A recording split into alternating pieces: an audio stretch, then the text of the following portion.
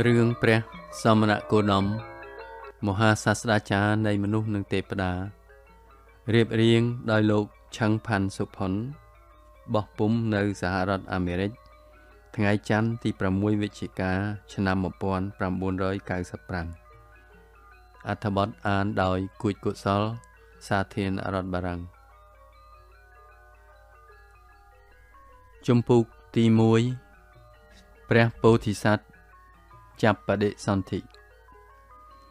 ប្រមាណជា80ឆ្នាំមុនពុទ្ធសករាជឬ623ឆ្នាំមុនគ្រិស្តសករាជមានព្រះពុទ្ធមួយព្រះអង្គបានកើតឡើងក្នុងលោកកាលនៅក្រហមមានព្រះនាមថាសិទ្ធត្ថគោតមសិទ្ធត្ថជានាមខ្លួននិងគោតមជានាមត្រកូលក្រោយមកក៏បានប្រែទៅជាព្រះពុទ្ធមួយព្រះអង្គព្រះនាមថាព្រះពុទ្ធដែលមានមនុស្សយ៉ាងតិចក៏8កោដនាក់ក្នុងពិភពលោកគោរពបូជានិងចាត់ទុកព្រះអង្គថាជាព្រះមហាសាស្ត្រាចារ្យដ៏កំពូលព្រះអង្គបានកើតនៅក្នុងត្រកូលស្ដេចដែលមានព្រះវរៈបិតាព្រះនាមសទ្ធោទនៈនិងព្រះមាតាព្រះនាមសិរិមហាមាយាឬមហាមាយាទេវីនៅក្នុងសាខ្យរាជត្រកូលនាទីក្រុងកាបិលពស្តុសព្វថ្ងៃស្ថិតនៅក្នុងតំបន់មួយជាប់ប្រទេសនេប៉ាល់ភូមិភាគខាងជើងនៃប្រទេសឥណ្ឌានៅថ្ងៃប្រហ័ស15កើតពេញបូរមីខែអាសាឍឆ្នាំរកាមុនពុទ្ធសករាជ80ឆ្នាំនិង10ខែជាថ្ងៃដែលព្រះអង្គមកចាប់បដិសន្ធិក្នុងផ្ទៃព្រះមាតារយៈ7ថ្ងៃមុនថ្ងៃពេញបូរមីនេះមានមហាជនជាច្រើននៅក្នុងទីក្រុងកាបិលពស្តុនាំគ្នាលេងមហោស្រពយ៉ាងសប្បាយរីករាយព្រះនាងសិរិមហាមាយាទ្រង់ព្រះកាយដោយគ្រឿងក្រអូបនិងលាភសុគន្ធវិលេបណៈហើយក្រសាលអស់កាលទាំង7ថ្ងៃនៅថ្ងៃពេញបូរមីវេលាព្រឹកព្រះនាងទេវីបានធ្វើបរិច្ចាគទានជាទ្រព្យអស់ចំនួន4សែនកហបណៈដល់ប្រជាពលរដ្ឋលុះដល់ពេលរាត្រី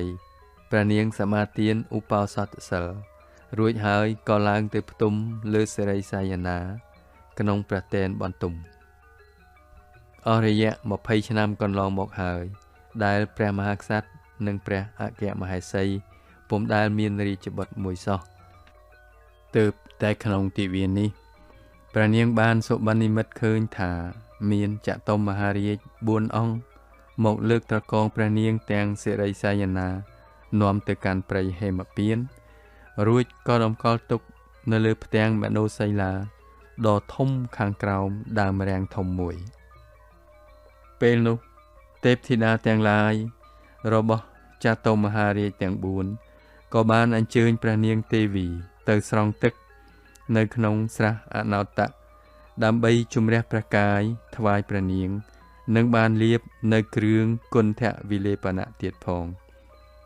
នៅជិតស្រះនោះមានភ្នំមួយដែលមានសុវណ្ណវិមានគឺប្រាសាទមាសសង់នៅលើកំពូលទេពធីតាទាំងឡាយបានយាងព្រះនាងទៅផ្ទុំនៅក្នុងប្រាសាទមាសនោះដោយយកព្រះសិរៈទៅទិសខាងកើតមានសុវណ្ណគិរីគឺភ្នំមាសមួយទៀតនៅជិតទីនោះដែរដែលមានសេតហត្ថីដំរីសស្រស់ឆើតឆាយមួយមានភ្លុក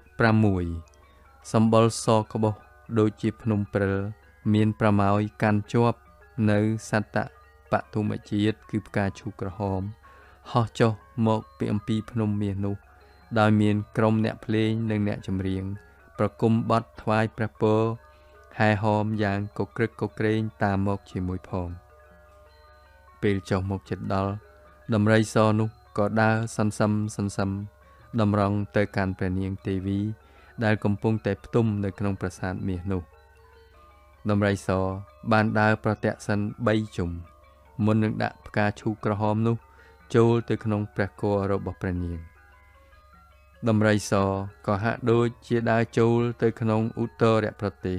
គឺព្រះគភ៌ខាងស្ដាំរបស់ព្រះនាងទេវីដែរក្នុងគ្រានោះឯងព្រះនាងហាក់ដូចជាមានភាពសុខស្រួលនៅក្នុងព្រះចិន្តាកើតមានសេចក្តីរីករាយយ៉ាងខ្លាំង ព្រះនាងមិនចាប់អារម្មណ៍ថាមានការលំបាកផិតភ័យឬក៏ឈឺចុកចាប់អ្វីសោះឡើយបន្ទាប់ពីនោះមកព្រះនាងទេវីក៏បានតើនឡើងដោយមានព្រះហឫទ័យសោមនស្សរីករាយនៅក្នុងបរមសុខ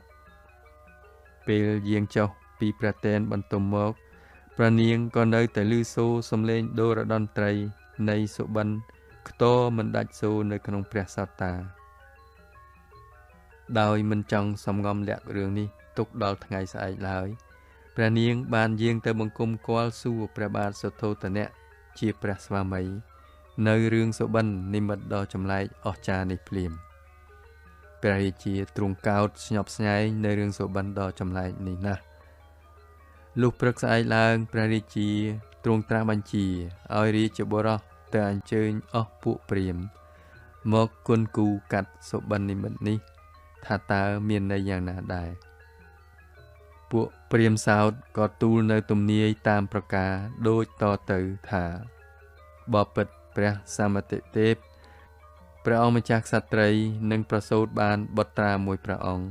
ដែលនឹងប្រែទៅជាអ្នកដឹកនាំព្រះរាជាណាចក្រដ៏ឆ្នើមហើយព្រះរាជកុមារនឹងមានវាសនាធ្វើជាព្រះអធិរាជដែលមានឥទ្ធានុពលខ្លាំងពូកែអាចដឹកនាំសត្វលោកគ្រប់ទិសទាំង4យ៉ាងល្បីល្បាញឬក៏នឹងក្លាយជាព្រះមហាសាស្ត្រាចារ្យដ៏កំពូលដែលនឹងអាចដឹកនាំសពសត្វទាំងក្នុងឋានសួគ៌និងក្នុងឋានមនុស្សឲ្យគោរពប្រតិបត្តិតាមព្រហ្មចរិយធម៌បបិទ្ធព្រះមហារាជនគររបស់យើងរងចាំអ្នកមានបុណ្យបែបនេះកើតឡើងជាយូរយារណាស់មកហើយព្រះបាទសុទ្ធោទនៈទ្រង់ញញឹមតបព្រាហ្មណ៍វិញដើម្បីបង្ហាញនូវការយល់ព្រមបន្ទាប់អំពីបានប្រឹក្សាបដូរព្រះយោបល់និងព្រះអគ្គមហេសីរួចមកហើយព្រះរាជាក៏ទ្រង់បញ្ជាឲ្យគេរើយករបស់ទ្រព្យចេញអំពីឃ្លាំងយកទៅចែកជាទានដល់ប្រជាពលរដ្ឋដែលក្រខ្សត់អត់ឃ្លានទូទាំងប្រទេសការធ្វើដូច្នោះបណ្ដាលឲ្យប្រជាពលរដ្ឋនៅក្នុងនគរដឹងថាព្រះមហាក្សត្រនិងព្រះអគ្គមហេសីនឹងប្រសូតបានបុត្រមួយអង្គនៅក្នុងពេលអនាគតដ៏ខ្លីខាងមុខព្រះនាងសិរិមហាមាយាជាស្ត្រីប្រកបដោយគុណធម៌ដ៏ធំធេងព្រះនាងមានព្រះទ័យស្រឡាញ់រាប់អានដល់មនុស្សសត្វទាំងអស់ដោយមិនប្រកាន់ឡើយ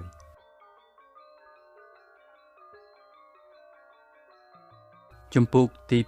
2ព្រះសិទ្ធត្ថកុមារ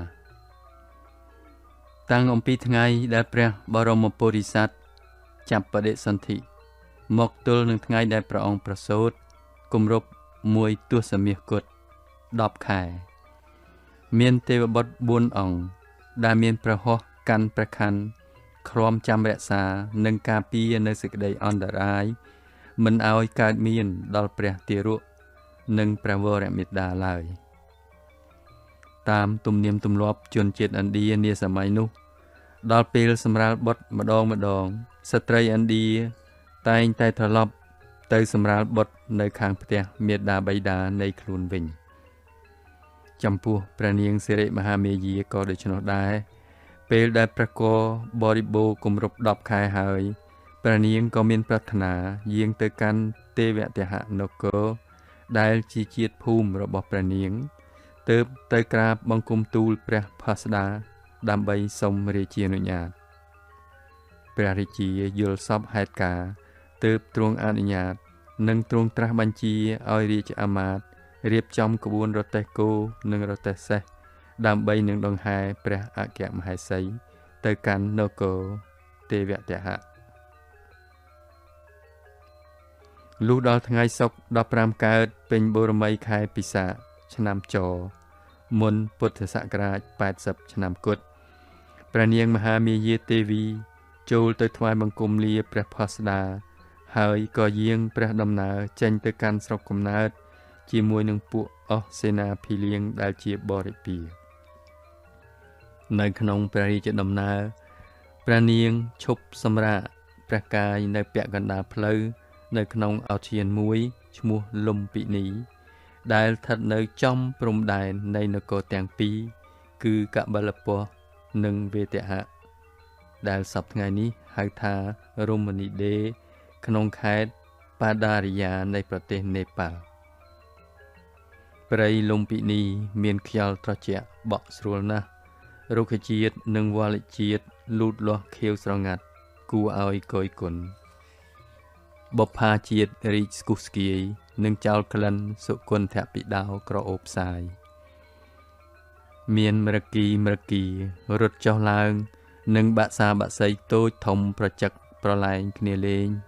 យ៉ាងអើងកងខ្ញៀវខ្ញាភាពដ៏សែនមនោរម្យនេះហើយ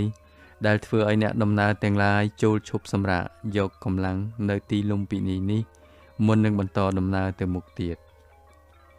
ព្រះនាងសិរិមហាមាយាមានព្រះហឫទ័យចង់ចូលទៅប្រពៀតនៅក្នុងព្រៃម្ដុំនោះពួករាជអាមាត្យក៏យាងព្រះនាងចូលទៅ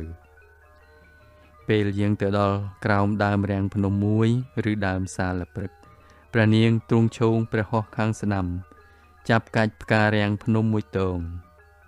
ក្សិណនោះព្រះនាងក៏មានអារម្មណ៍ធីងធងទើបស្រវាឈោងចាប់មែករាំងភ្នំនោះដើម្បីនឹងទប់ព្រះអង្គប្រាណស្រីស្នំទាំងឡាយបានយល់ហេតុការណ៍ថាព្រះនាងនឹងសម្រាលបុត្រក្នុងពេលឥឡូវនេះហើយក៏នាំគ្នាយកព្រះសន្ធិយាគឺវាំងននទៅបិទបាំងនៅក្រោមដើមរាំងភ្នំនោះព្រះនាងនៅឈរប្រតោងមែករាំងភ្នំរហូតដល់ព្រះពោធិសត្វទ្រង់ប្រសូតចាកព្រះឧត្តរក្នុងវេលាថ្ងៃជិតត្រង់ព្រះទារកមានព្រះរូបឆោមល្អបរិសុទ្ធមានសុខភាពបរិបូរណ៍និងគ្រប់លក្ខណៈក្នុងថ្ងៃសុក្រ15កើតពេញបូរមីខែពិសាខឆ្នាំចត្រូវនឹងថ្ងៃទី8មេសាព្រះទារកត្រូវបានស្រីស្នំទាំងឡាយយកទៅស្រង់វារីដើម្បីនឹងដោះលាងមន្តលករនិងរុំដណ្ដប់ដោយសម្ពុតសូត្រពណ៌លឿងតាមប្រភពមហាជនដែលបានឃើញការប្រសូតនេះផ្ទាល់ភ្នែកបាននិយាយថាពេលព្រះនាងយាងទៅដល់ក្រោមដើមរាំងភ្នំក្នុងសួនលំពិនី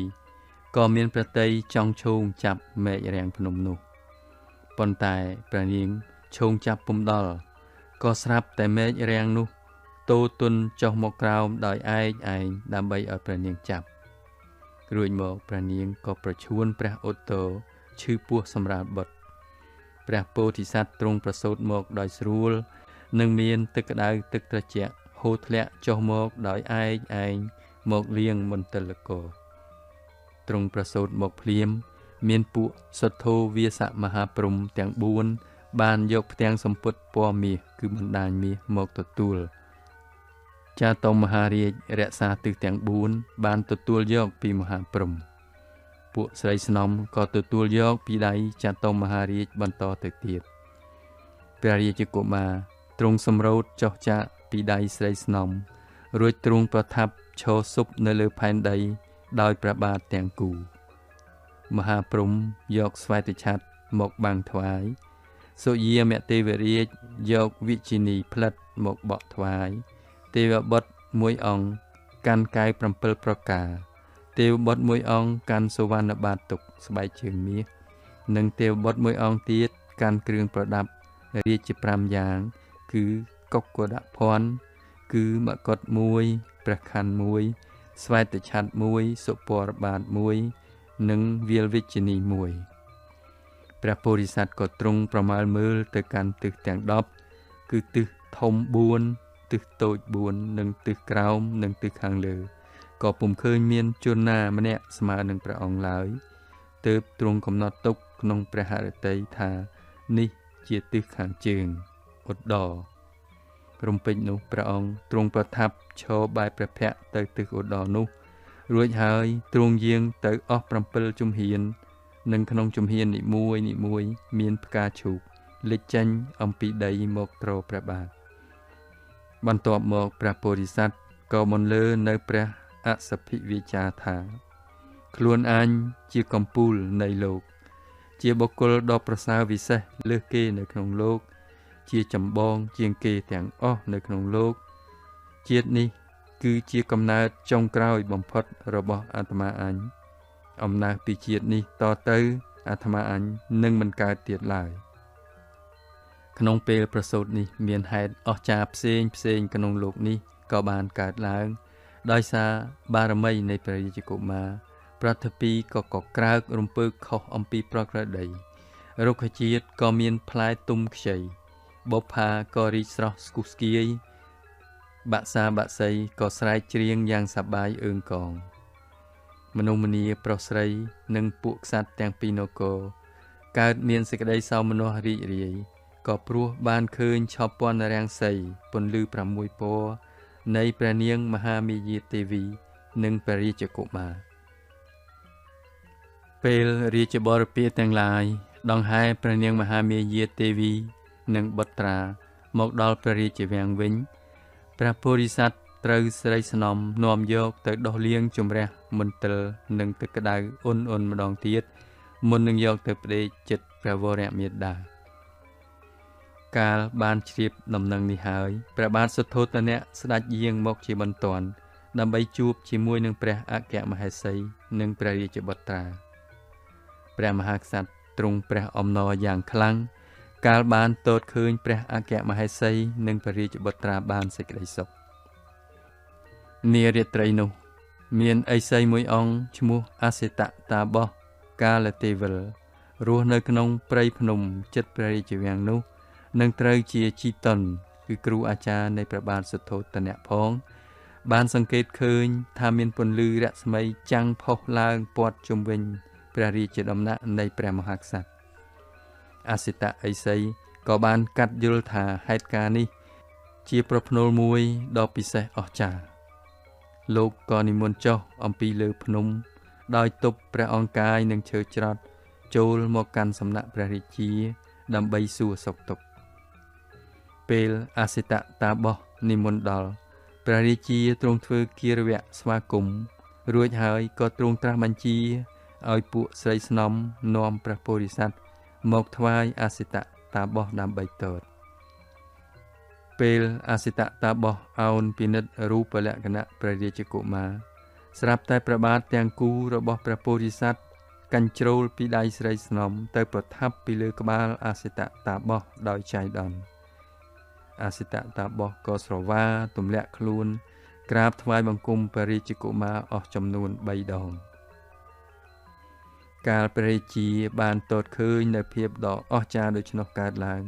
ព្រះអង្គក៏លុតជង្គង់ថ្វាយបង្គំព្រះរាជបុត្ររបស់ព្រះអង្គជាលើកទី1ដោយអសិតតាបោះក្នុងពេលនោះភ្លាមដែរបន្ទាប់ពីបានពិនិត្យព្រះលក្ខណៈនៃព្រះពោធិសត្វសពគ្រប់មកអសិតតាបោះក៏ពាករនៅក្នុងខ្លួនថាព្រះរាជកុមារនេះនឹងបានត្រាស់ជាព្រះពុទ្ធឥតមានសង្ស័យឡើយកាលបានដឹងនៅហេតុយ៉ាងដូច្នោះហើយអសិតតាបោះក៏តាំងសើចក្អាកក្អាយមួយសន្ទុះមកក៏បែរជាយំសោកយ៉ាងខ្លាំងទៅវិញព្រះរាជាស្រឡាំងកាំងទើបទ្រង់ត្រាស់សួរជាបន្ទាន់ថាកាលទេវលតាបោះតើមានរឿងអ្វីកើតឡើងឬតើព្រះរាជកុមារនេះឥតមានភ័ព្វសំណាងទេឬអ្វីអសិតតាបោះលើកដៃជូតទឹកភ្នែកក្រវីក្បាលមុននឹងបង្គំទូលថាបបិទ្ធមហារាជព្រះរាជកុមារនេះមិនមែនជាអ្នកនយោបាយទេបើសិនជានៅគ្រប់គ្រងគេហដ្ឋានក៏នឹងបានជាស្ដេចចក្រពត្តិបើចេញទ្រង់ព្រះភ្នោះក៏នឹងបានជាសាស្តាឯកនៅក្នុងលោកព្រះអង្គជាមហាបុរសនៃពន្លឺត្រាស់ដឹងដែលយកឋានសួគ៌និងឋានមនុស្សលោកធ្វើជាលំនៅឋានរបស់ព្រះអង្គនិងយកសត្វលោកទាំងអស់ជាញាតិសន្តានការដែលអាត្មាសើចនោះក៏ព្រោះតែអាត្មាមានអំណរនឹងព្រះអាយបុត្រនឹងបានត្រាស់ជាព្រះពុទ្ធមួយអង្គនៅក្នុងពេលខាងមុខនេះប៉ុន្តែហេតុដែលអាត្មាយំវិញនោះក៏ព្រោះតែអាត្មាគិតអាណិតខ្លួនឯងថាជាមនុស្សអភ័ព្វឥតប្រេងវាសនានឹងនៅទាន់ព្រះពុទ្ធដូចគេនឹងគ្មានភ័ព្វសំណាងបានស្ដាប់នៅសំឡេងព្រះអរិយសច្ចធម៌ដែលព្រះអង្គបានរកឃើញផងបបិទ្ធមហារាជព្រះអង្គនិងនគររបស់ព្រះអង្គមានភ័ព្វសំណាងខ្ពស់ណាស់ដែលមានព្រះពោធិសត្វដ៏មានបុណ្យបែបនេះកើតឡើងនៅក្នុងព្រះនគរបន្ទាប់ពីព្យាកររួចមកកាលទេវលតាបោះក៏លាព្រះបាទសុទ្ធោទនៈ ទៅកាន់លំនៅនៃប្អូនស្រីរបស់ខ្លួនហើយបានបង្គាប់ឲ្យនីលកៈជាក្មួយប្រុសថាចូលក្មួយឯងបួសដើម្បីរងចាំព្រះរាជឱរសនៃព្រះបាទសុទ្ធោទនៈដែលនឹងចេញបួសហើយនឹងបានត្រាស់ដឹងជាព្រះពុទ្ធពុំខាននីលកៈក៏បានលះបង់ផ្ទះសម្បែងទ្រព្យសម្បត្តិចេញទៅបួសតាមបណ្ដាំឪពុកធំចំណែកឯកាលទេវលតាបសក្រោយមកក៏ធ្វើមរណកាលមុនពេលដែលព្រះពុទ្ធទទួលការត្រាស់ដឹងមែនការទស្សទាយរបស់អសិតតាបសធ្វើឲ្យព្រះរាជាមានព្រះហឫទ័យខ្វល់ខ្វាយយ៉ាងខ្លាំងពីព្រោះព្រះអង្គមិនចង់ឲ្យបុត្រាតែមួយរបស់ព្រះអង្គក្លាយជាអ្នកបួសដោយជាតាបសឥសីដែលរស់នៅក្នុងព្រៃភ្នំក្រំថ្មឡើយបន្ទាប់អំពីព្រះរាជកុមារប្រសូតបាន5ថ្ងៃមកព្រះមហាក្សត្រទ្រង់ប្រារព្ធនៅពិធីថ្វាយព្រះនាមដល់ព្រះរាជឱរសទើបទ្រង់កោះប្រជុំអស់ពួកវង្សក្សត្រប្រមុខមន្ត្រីនិងព្រាហ្មណ៍ទាំងឡាយនៅក្នុងព្រះរាជនិវេសព្រះរាជានិមន្តព្រាហ្មណ៍108រូបមកទទួលចង្ហាន់ប៉ុន្តែព្រះរាជាទុកតែព្រាហ្មណ៍8រូបដែលជាអ្នកចេះចាំស្ទាត់នៅគម្ពីរត្រៃវេទដើម្បីព្យាករណ៍និងថ្វាយព្រះនាមព្រាហ្មណ៍ទាំង8រូបនោះគឺរាមព្រាហ្មណ៍1លក្ខណៈព្រាហ្មណ៍1យញ្ញព្រាហ្មណ៍1ធច្ចព្រាហ្មណ៍1ភោជព្រាហ្មណ៍1សុតតព្រាហ្មណ៍1សុយាមព្រាហ្មណ៍1និងកោណ្ឌញ្ញព្រាហ្មណ៍1មានព្រាហ្មណ៍7នាក់ពីទី1ទៅដល់ទី7បានលើកម្រាមដៃ2ទាយជា2ចំណែកដូចជាអសិតតាបសដែរថាបបិទ្ធព្រះសមតិទេពបើព្រះរាជកុមារនៅជាខរិវាសសោយរាជរហូតទៅនឹងបានជាស្ដេចចក្រពត្តិប្រកបដោយគុណធម៌ជាធម្មរាជជាឥសូរលើមហាទ្វីបដែលមានមហាសមុទ្រទាំង4ជាព្រំប្រទល់ព្រះអង្គជាអ្នកគ្រប់គ្រងលើផែនដីនៃទ្វីបទាំង4ដោយមិនបាច់ប្រើអាជ្ញាឬគ្រឿងសាស្ត្រាវុធអ្វីឡើយព្រះអង្គនឹងយកព្រះធម៌ទៅអប់រំទូនមានសត្វលោកទាំងឡាយដោយស្មើគ្នាបើព្រះរាជកុមារនឹងចេញទៅសាងបព្វជិវិញព្រះអង្គនឹងបានត្រាស់ជាព្រះអរហង្គសម្មាសម្ពុទ្ធក្នុងលោកទាំងមូលចំពោះកោណ្ឌញ្ញព្រាហ្មណ៍ទី8ដែលជាព្រាហ្មណ៍ម្នាក់នៅក្មេងជាងគេបានលើកចង្អុលដៃតែមួយគត់ទាយថាបបិទ្ធព្រះមហារាជព្រះរាជកុមារនេះពុំមែនជាអ្នកនៅគ្រប់គ្រងគេហដ្ឋានទេព្រះអង្គពិតជានឹងចេញសាងព្រះភ្នោះដោយឥតមានអ្វីមកទប់ទល់បានឡើយហើយនឹងបានត្រាស់ជាព្រះពុទ្ធយ៉ាងពិតប្រាកដកាលព្រាហ្មណ៍ទាំងអស់បានទាយថ្វាយរួចហើយក៏ស្រស់ស្រួលមូលមតិគ្នាថ្វាយព្រះនាមដល់ព្រះរាជកុមារថាសិទ្ធត្ថៈដែលមានន័យថាអ្នកធ្វើប្រយោជន៍គ្រប់យ៉ាងឲ្យសម្រេចលុះក្រោយមកព្រះអង្គក៏ទទួលបាននៅកោតនាមមួយដែលឈ្មោះថាគោដមមកប្រើគួបជាមួយគ្នាដែលហៅថាសិទ្ធត្ថៈគោដមមហាជនតែងនិយមហៅតាមកោតនាមថាគោដមព្រះរាជាត្រាស់សួរទៅព្រាហ្មណ៍ទាំង8រូបមនាលព្រាហ្មណ៍ទាំងឡាយតើបុត្រារបស់យើងបានឃើញនៅអារម្មណ៍ដូចម្ដេចបានជាចង់ចេញទៅបួសយ៉ាងដូច្នោះព្រាហ្មណ៍ទាំងឡាយក៏ក្រាបទូលព្រះអង្គថាបបិទ្ធមហារាជនៅពេលនោះព្រះរាជកុមារនឹងទតឃើញនៅនិមិត្ត4ប្រការគឺមនុស្សចាស់ជរា1មនុស្សឈឺ1មនុស្សស្លាប់1និងអ្នកបួស1ព្រះរាជាគ្មានព្រះរាជបំណងចង់ឲ្យព្រះរាជបុត្រាទៅសាងភ្នោះឡើយព្រះអង្គចង់ឲ្យបុត្រានៅគ្រប់គ្រងរាជសម្បត្តិជំនួសព្រះអង្គហើយនឹងបានជាមហាចក្រពត្រាធិរាជទៅអនាគតតែម្យ៉ាងកាលទ្រង់ព្រះសណ្ដាប់នៅពាក្យក្រាបទូលរបស់ព្រាហ្មណ៍រួចហើយទ្រង់ក៏បញ្ជាទៅពួកសេនាកាមាត្យថាចាប់តាំងអំពីថ្ងៃនេះតទៅអ្នកទាំងឡាយកុំគប្បីឲ្យមនុស្សទាំង4ប្រភេទខាងលើនេះចូលមកជិតបុត្រាយើងឲ្យសោះព្រះអង្គដាក់កម្រិតយ៉ាងតឹងរ៉ឹងមិនឲ្យមនុស្សពីទិសទាំង4ដែលមានសភាពដូចខាងលើចូលទៅត្រង់រង្វង់ចក្ខុរបស់ព្រះរាជកុមារឡើយព ពួកព្រាហ្មណ៍ចាស់ទៅហើយនោះបានផ្ដាំទៅកាន់បុត្រទាំងឡាយនៃខ្លួនថាបើព្រះរាជឱរសនៃព្រះបាទសុទ្ធោទនៈទ្រង់បព្វជិនឹងបានត្រាស់ជាព្រះពុទ្ធហើយចូលបុត្រទៅបួសនៅក្នុងសំណាក់ព្រះពុទ្ធនោះចុះពិតជាមិនខុសបំណងឡើយព្រះពោធិសត្វប្រសូតបានតែ7ថ្ងៃ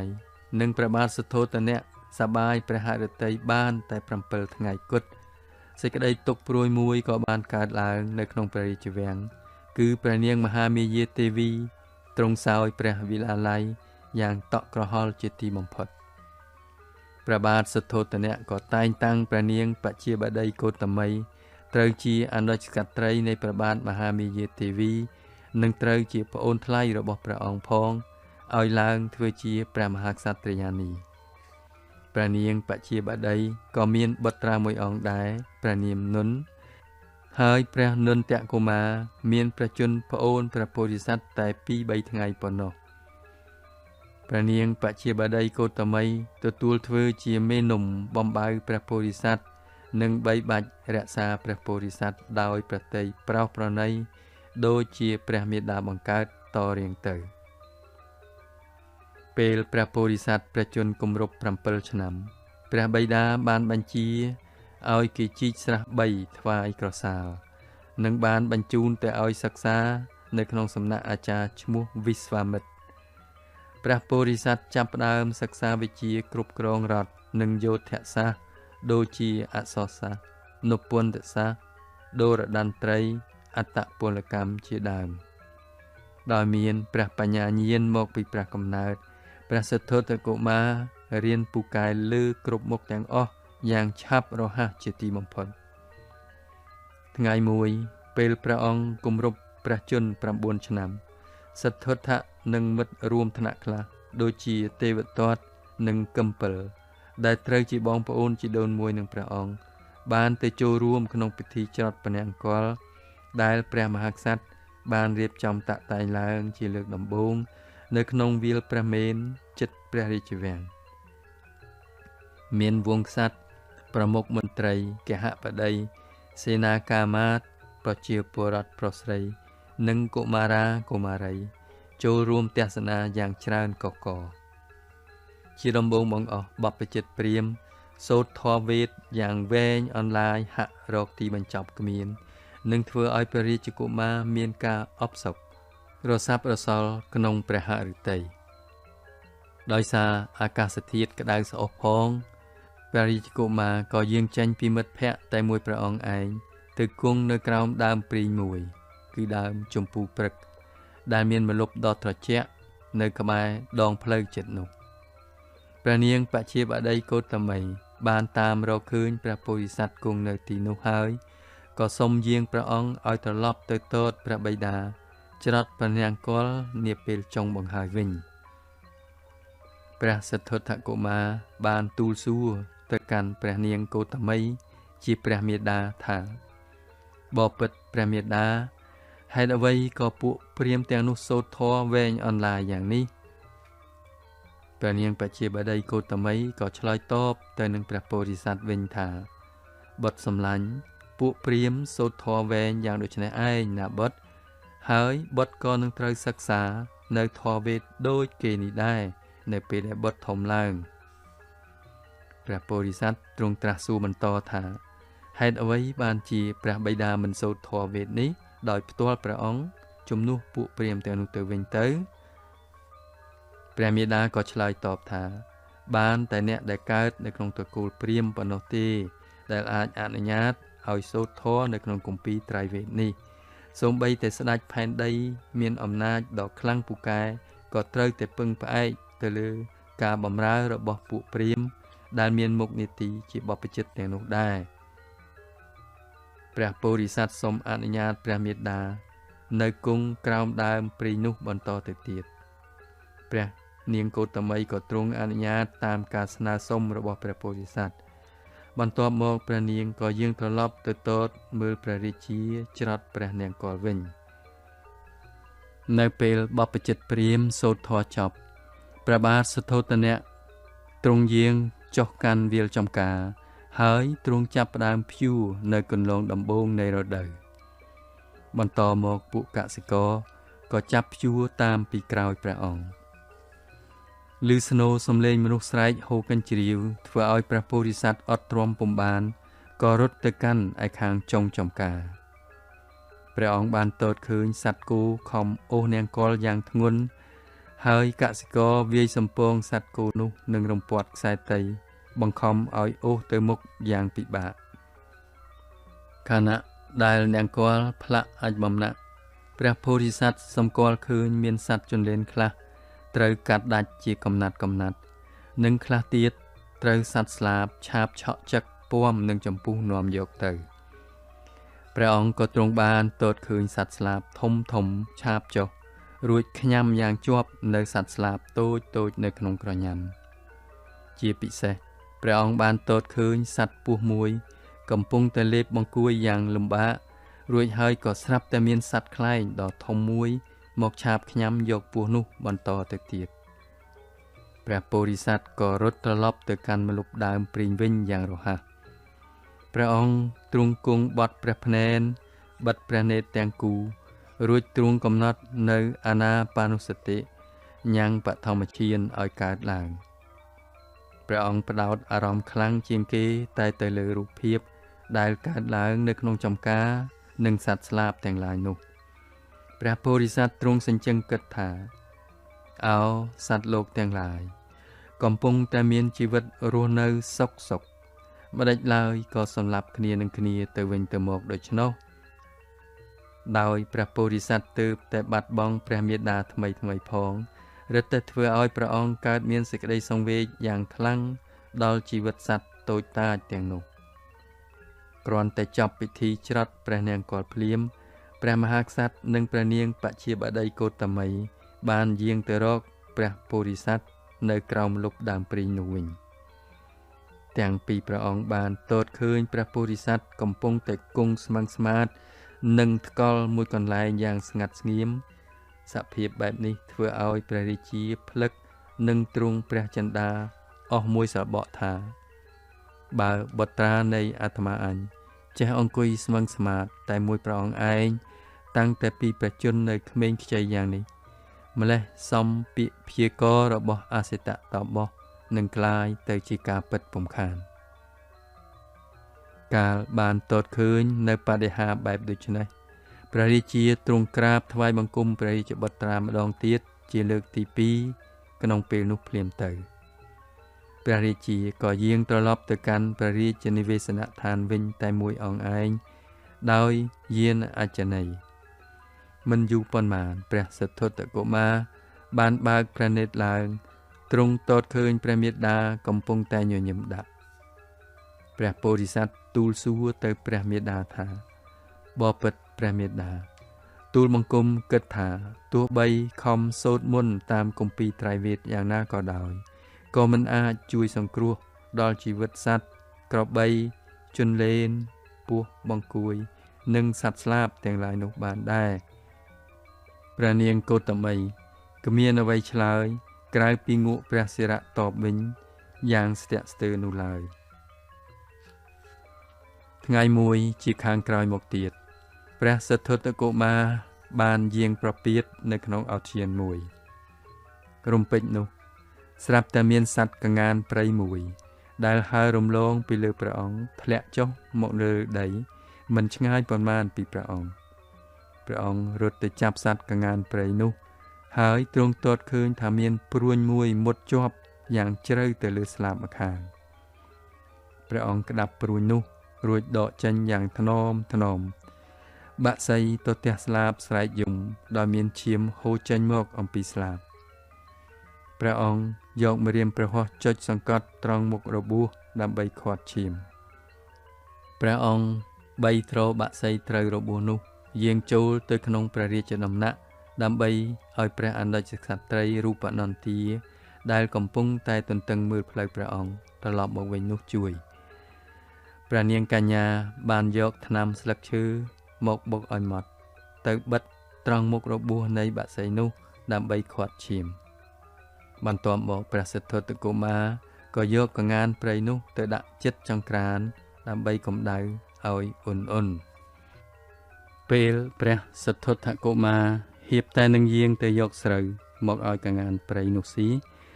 ស្រាប់តែមានព្រះរាជកុមារមួយអង្គដែលត្រូវជាបងប្អូនជីដូនមួយនឹងព្រះអង្គប្រជជនប្រមាណ8ឆ្នាំព្រះនាមទេវទត្តស្ទុះចូលមកនៅក្នុងបន្ទប់ទេវទត្តកុមារមានកាន់ទាំងស្នានិងព្រួញមកជាមួយផងព្រះអង្គសួរទៅកាន់ព្រះសទ្ធត្ថកុមារទាំងរហេបរហបថាណែសទ្ធត្ថតើព្រះអង្គបានឃើញកងានព្រៃមួយធ្លាក់នៅជិតនេះដែរឬទេព្រះសទ្ធត្ថកុមារមិនទាន់ឆ្លើយតបផងទេវទត្តកុមារបានក៏លេចឃើញកងានព្រៃនោះកំពុងតែក្រាបជិតចង្ក្រានរួចទៅហើយទេវបុត្រកុមាររត់សម្ដៅទៅកាន់បក្សីនោះហើយពោលថាកងានព្រៃនេះជារបស់ខ្ញុំជាអ្នកបាញ់វាដោយផ្ទាល់ដៃព្រះសទ្ធត្ថកុមារក៏ចូលទៅឈរពាំងនៅចន្លោះទេវទត្តនិងកងានព្រៃ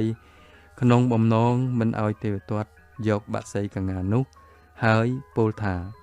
ណែទេវទត្តបក្សីនេះត្រូវរបួសធ្ងន់ណាស់ខ្ញុំកំពុងតែថែរក្សាវាត្រូវតែស្នាក់នៅទីនេះដើម្បីព្យាបាលរបួសទេវទត្តកុមារច្រឡោតខឹងយ៉ាងខ្លាំងដោយមិនចង់ទុកកងានព្រៃនៅក្នុងទីនេះហើយក៏ប្រកែកថាចូលព្រះរាមស្ដាប់ខ្ញុំសិនពេលដែលបក្សីនេះហើរឲ្យលើមេឃវាមិនមែនជាកម្មសិទ្ធិរបស់អ្នកឯណាម្នាក់ទេខណៈដែលខ្ញុំជាអ្នកបានបាញ់វាធ្លាក់អំពីលើមេឃវាត្រូវតែជាកម្មសិទ្ធិរបស់ខ្ញុំពាក្យរបស់ទេវទត្តស្ដាប់ទៅដូចជាត្រឹមត្រូវប៉ុន្តែពាក្យនេះធ្វើឲ្យព្រះសិទ្ធត្ថកុមារអាអន់ព្រះទ័យព្រះសិទ្ធត្ថកុមារដឹងថាមានការមិនសមរម្យដែរប៉ុន្តែព្រះអង្គគ្មានធ្វើអ្វីកើតក្រៅអំពីឈរស្ងៀមមួយស្របក់ក្រោយមកទើបព្រះអង្គរកមធ្យោបាយឆ្លើយថាចូលព្រះអនុជស្ដាប់ខ្ញុំវិញម្ដងអ្នកដែលជាមិត្តនឹងគ្នាអាចរស់នៅជាមួយគ្នារីឯអ្នកដែលជាសត្រូវនឹងគ្នាមិនអាចរស់នៅជាមួយគ្នាបានទេព្រះអនុជជាអ្នកព្យាយាមសម្លាប់សត្វកងានព្រៃនេះដូច្នេះព្រះអនុជនិងកងានព្រៃពិតជាសត្រូវនឹងគ្នាបក្សីនេះមិនអាចរស់នៅជាមួយអ្នកបានទេរីឯខ្ញុំជាអ្នកជួយសង្គ្រោះវារុំរបួសឲ្យវាកំដៅឲ្យវាព្រមទាំងហៀបនឹងទៅរកចំណីមកបញ្ចុកវានៅពេលដែលអ្នកចូលមកដល់ទៀតផងកងានព្រៃនឹងខ្ញុំគឺជាមិត្តនឹងគ្នាហើយអាចរស់នៅជាមួយគ្នាដូច្នេះបក្សីនេះពិតជាត្រូវការខ្ញុំវាមិនត្រូវការអ្នកទេខណៈដែលព្រះរាជកុមារទាំងពីរនិយាយមិនចុះសម្រុងគ្នាក៏សម្រេចចិត្តយករឿងនេះទៅឲ្យចាស់ព្រឹទ្ធាចារ្យជួយដោះស្រាយជួនជាពេលនោះមានកិច្ចប្រជុំធំមួយនៃរាជរដ្ឋាភិបាលនៅក្នុងព្រះរាជវាំងក្រោមអធិបតីភាពព្រះរាជាព្រះបាទសទ្ធោទនៈព្រះរាជកុមារទាំងពីរយាងចូលទៅក្នុងរោងជំនុំដើម្បីឲ្យតុលាការកាត់សេចក្តីព្រះសទ្ធត្ថកុមារ3កងានព្រៃរីឯទេវទត្តកាន់ស្នានឹងព្រួញជាប់នឹងព្រះហស្ថព្រះរាជកុមារទាំងពីរបានប្តឹងរឿងរ៉ាវនេះទៅចៅក្រមហើយសូមឲ្យជួយវិនិច្ឆ័យសេចក្តីតាមច្បាប់គណៈវិនិច្ឆ័យប្រជុំពិភាក្សាគ្នាអស់ពេលយ៉ាងយូរប៉ុន្តែហាក់ដូចជាមិនស្របយោបល់គ្នាមតិភាគច្រើនបានគាំទ្រទេវទត្តប៉ុន្តែនៅពេលដែលព្រះរាជាសទ្ធោទនៈទ្រង់ក្រហែមនឹងធ្វើជាក្អកចំនួន 2-3 ដងទៅគណៈវិនិច្ឆ័យក៏ឈប់ជជែកគ្នាហើយសម្រេចសេចក្តីថាព្រះសិទ្ធត្ថកុមារជាអ្នកឈ្នះនិងកងានព្រៃត្រូវបានមកព្រះអង្គជាការពិតណាស់ដែលទេវទត្តកុមារមិនដឹងជាធ្វើអ្វីកើតព្រះសិទ្ធត្ថកុមារបានកងានព្រៃមែនប៉ុន្តែព្រះអង្គមិនសប្បាយក្នុងប្រតិយទាល់តែសោះសូម្បីតែព្រះអង្គនៅវ័យក្មេងខ្ចីមែនក៏គង់ព្រះអង្គដឹងថាជ័យជំនះរបស់ព្រះអង្គគ្រាន់តែជាការលើកដំកើងកិត្តិយសប៉ុណ្ណោះព្រះអង្គបានកងានព្រៃក៏ព្រោះតែចៅក្រមចង់ផ្គាប់ព្រះតីព្រះរាជាមិនមែនព្រោះតែគេឃើញសេចក្តីពិតលើអ្វីដែលព្រះអង្គបាននិយាយនោះទេព្រះរាជកុមារខំព្យាបាលកងានព្រៃអស់រយៈពេល4ថ្ងៃពេលដែលព្រះអង្គទតឃើញថាកងានព្រៃជាមុខរបួសស្រួលបួលនិងមានសុខភាពបរិបូរណ៍ហើយព្រះអង្គក៏លែងបាក់សីកងាននោះឲ្យមានសេរីភាពទៅជួបជុំគ្រួសារវិញក្នុងលោកយើងនេះមានមនុស្សតិចណាស់ដែលមានចក្ខុប្រកបដោយសេចក្តីមេត្តា គេតែងតែពោពេញទៅដោយអំពើខូខើនិងគុំគួនគ្នាទៅវិញទៅមកមិនចេះចប់អ្នកទុនខ្សោយតែងមានការគៀបសង្កត់ជិះជាន់អំពីសំណាក់អ្នកខ្លាំងពូកែឬអ្នកមានអំណាចមានតែសេចក្តីមេត្តានិងករុណាទេដែលអាចកាច់បំបាក់សេចក្តីឈឺចាប់នៃសត្វលោកទោះបីជាមានការគាំទ្រពីមតិភាគច្រើនក៏ដោយក៏សេចក្តីពិតវានៅតែជាការពិតដដែល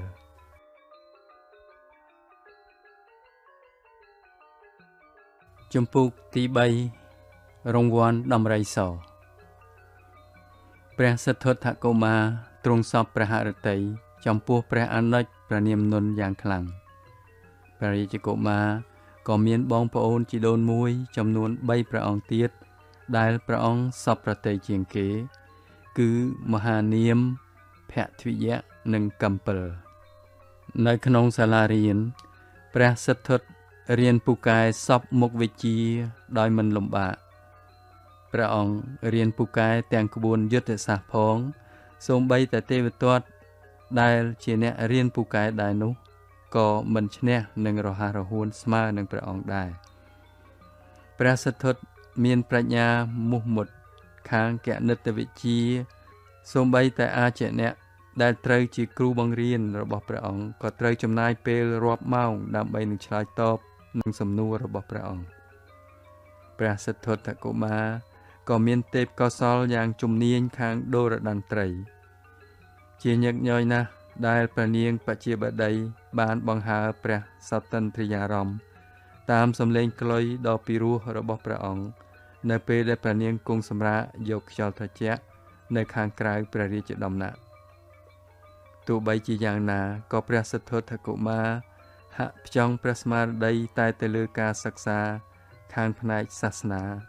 និងទស្សនវិជ្ជាប៉ុណ្ណោះព្រះអង្គត្រូវបានពួកព្រាហ្មណ៍ជួយបង្ហាត់បង្រៀននៅគ្រប់វិជ្ជាវេទព្រះអង្គបានខំប្រឹងសិក្សាជាពិសេសនៅគម្ពីររាជវេទនិងអត្ថវេទ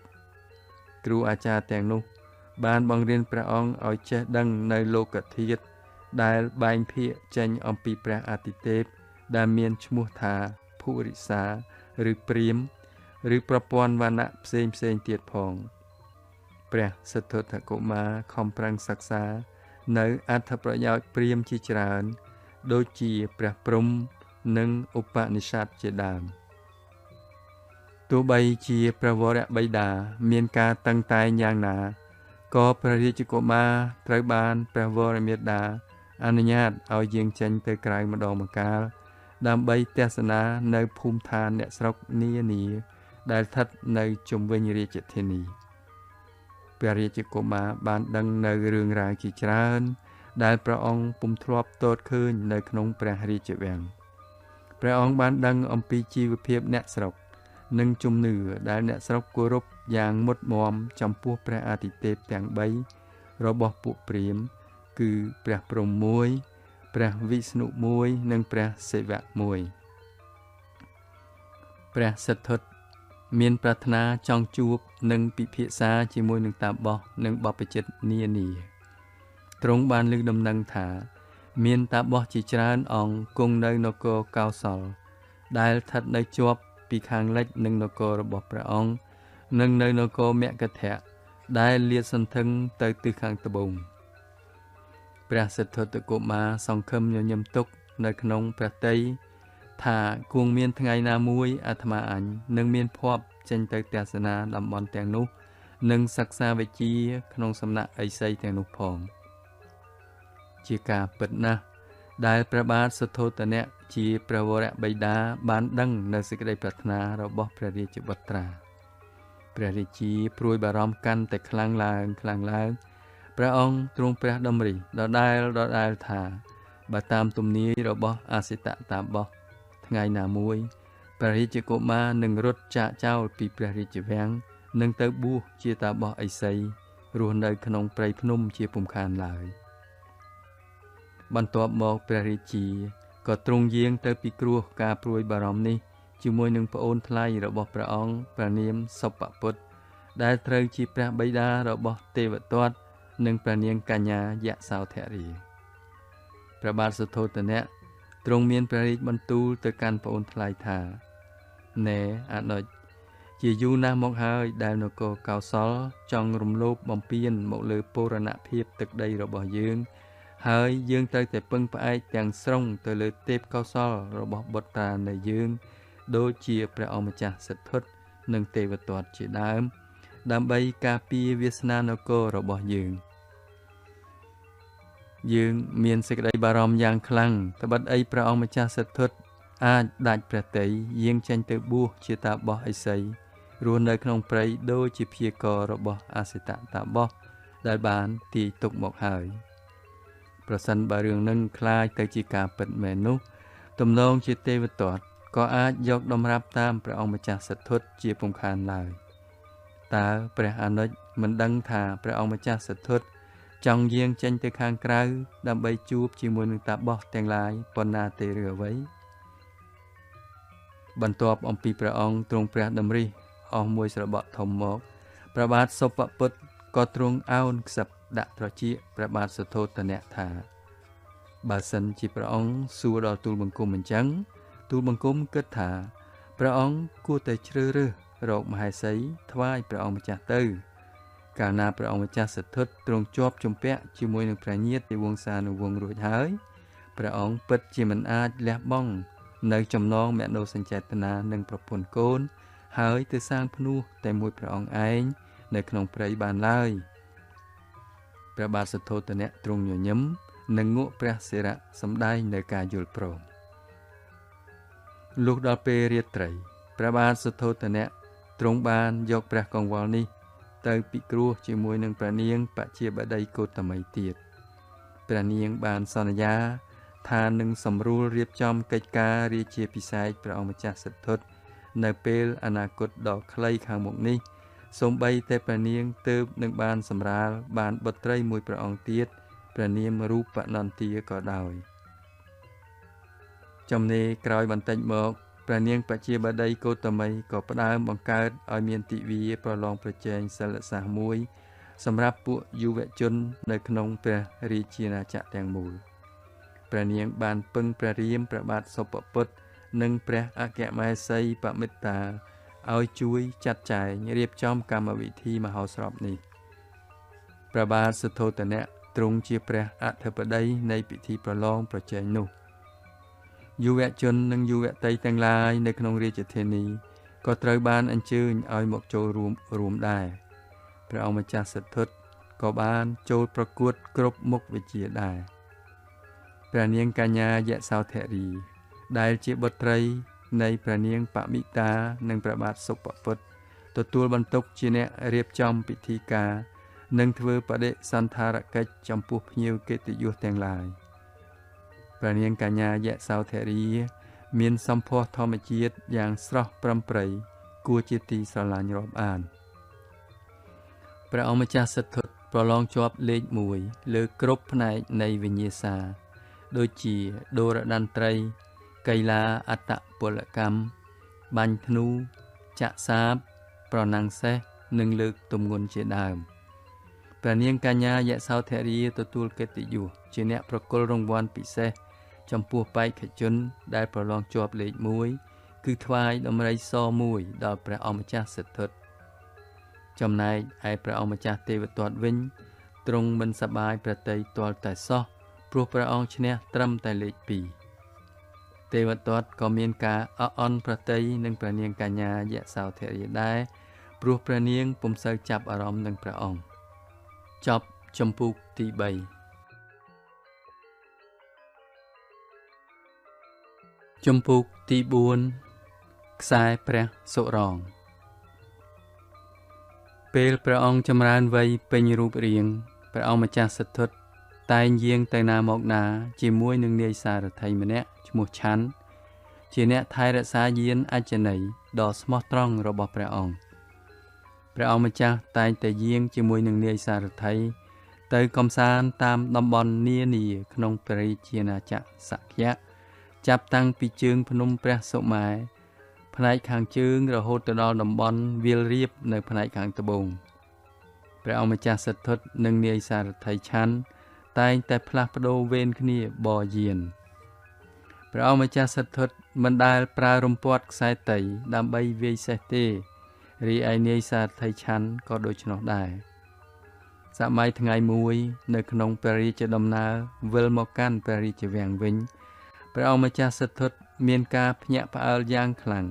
ដោយទ្រង់បានទតឃើញព្រះនាងយសោធរានៅក្នុងភូមិកំសត់តូចមួយជាមួយនឹងស្រីស្នំមួយចំនួន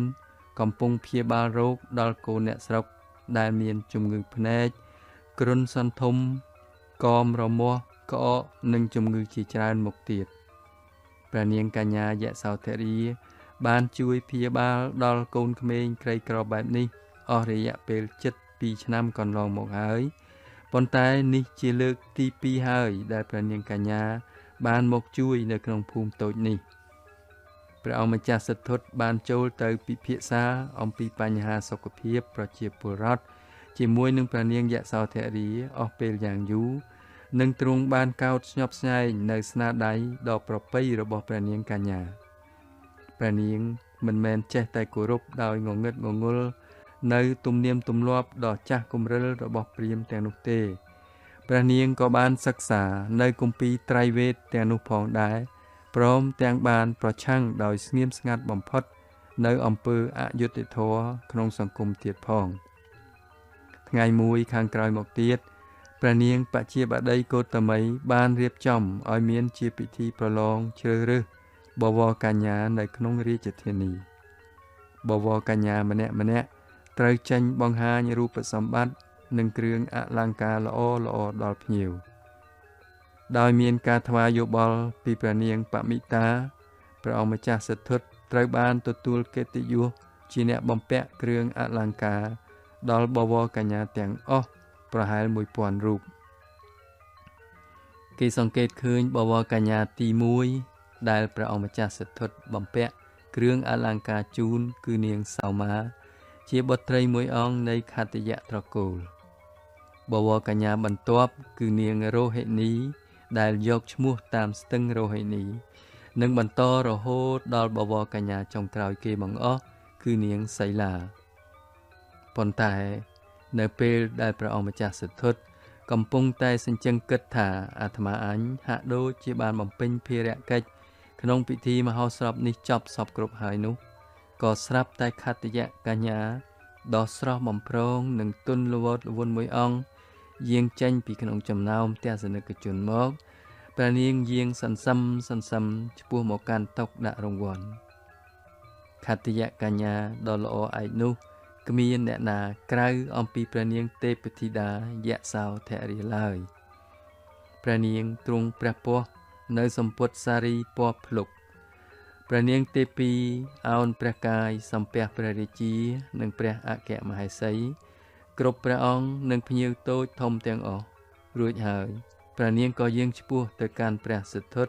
ដែលកំពុងតែឈរនៅជិតតុរង្វាន់នោះ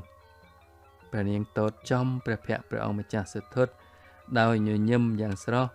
មុននឹងមានបន្ទូលថាតើព្រះអង្គម្ចាស់មានសល់អ្វីសម្រាប់ទូលព្រះបង្គំដែរឬទេ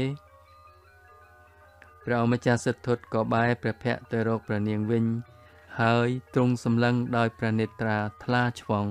និងដោយសេចក្តីសប្បុរសបំផុតព្រះអង្គម្ចាស់ក្រឡេកទៅលើតុរង្វាន់ក៏មិនឃើញមានអ្វីនៅសល់បន្តិចសោះទើបព្រះអង្គលើកព្រះហស្ថទាំងទ្វេដោយព្រះភ័ក្ត្រញញឹមដោះយកខ្សែព្រះសុរងគឺខ្សែកផ្ទាល់របស់ព្រះអង្គមកបំពាក់ថ្វាយព្រះនាងយសោធរាហើយមានព្រះបន្ទូលថាព្រះនាងកញ្ញានេះជារង្វាន់ពិសេសសម្រាប់ព្រះនាងភ្ញៀវកិត្តិយសទាំងអស់នាំគ្នាក្រោកឈរនិងផ្ទុះសំណើចកិលឡើងស្នូទះដៃនិងសម្រែកជ័យឃោសលាន់សូរកងរំពងហាក់រកទីបញ្ចប់គ្មានចប់ជំពូកទី4